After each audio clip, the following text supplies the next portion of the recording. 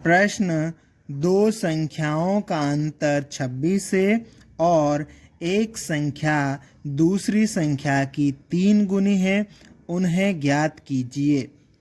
इस प्रश्न में हमें ऐसी दो संख्याएं ज्ञात करना है जिनका अंतर 26 और एक संख्या दूसरी संख्या की 3 गुनी है।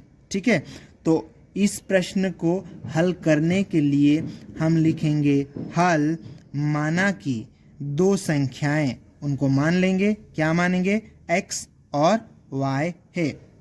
अब प्रश्नानुसार, मतलब प्रश्न की पहली लाइन क्या कहती, उसके अनुसार प्रश्न की पहली लाइन कहती है दो संख्याओं का अंतर 26 है। तो ये जो दो संख्याएं हमने x और y मानी है, इन दोनों संख्याओं x और y, इन दोनों का अंतर मतलब माइनस, ठीक है, कितना है, 26 है।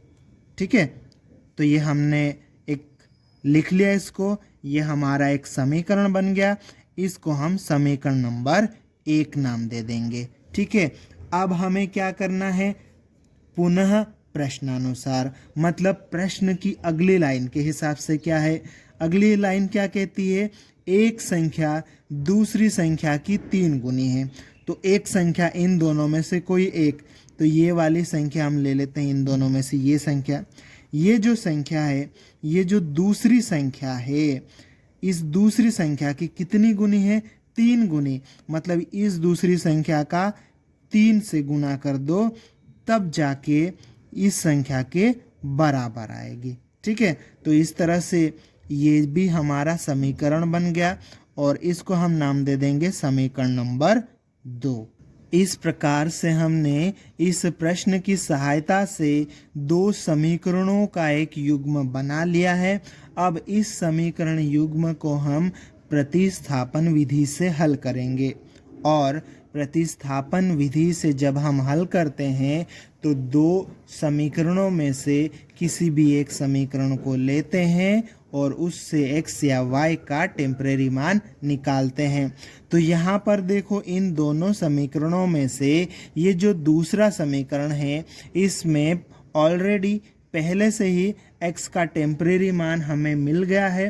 तो हम क्या करेंगे, समीकरण 2 से ये जो x का टेम्परेरी मान मिला है, इसको समीकरण 1 में हम रख देंगे और इसके लिए हम लिखेंगे समीकरण 2 से x का मान समीकरण 1 में रखने पर, और समीकरण 1 को यहाँ पर हम लिख लेंगे।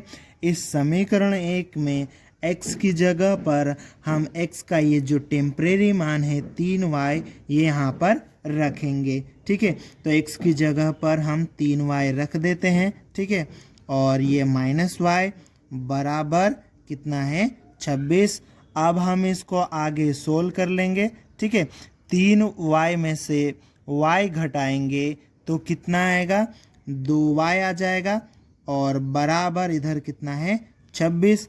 यहाँ पर हमें y का मान निकालना है, तो ये जो y के साथ में 2 गुणा में है, ठीक है, ये कहाँ जाएगा, बटे में चले जाएगा। तो y बराबर 26 और इसके बटे में आ जाएगा 2।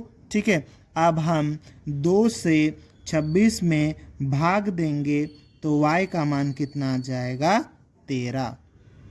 अब हमने ये जो y का मान निकाला है ना, इस मान को हम समीकरण नंबर 2 में रखेंगे और x का मान निकालेंगे।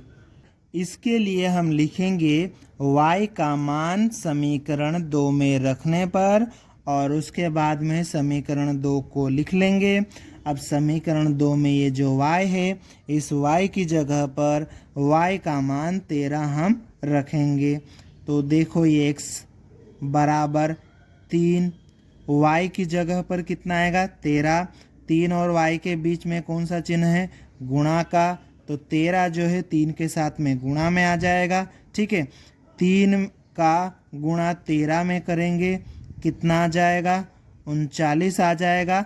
ठीक है, इस तरह से x का मान आ गया 39। अतः दो संख्याएं 13 और 39 है और यही हमारा उत्तर है।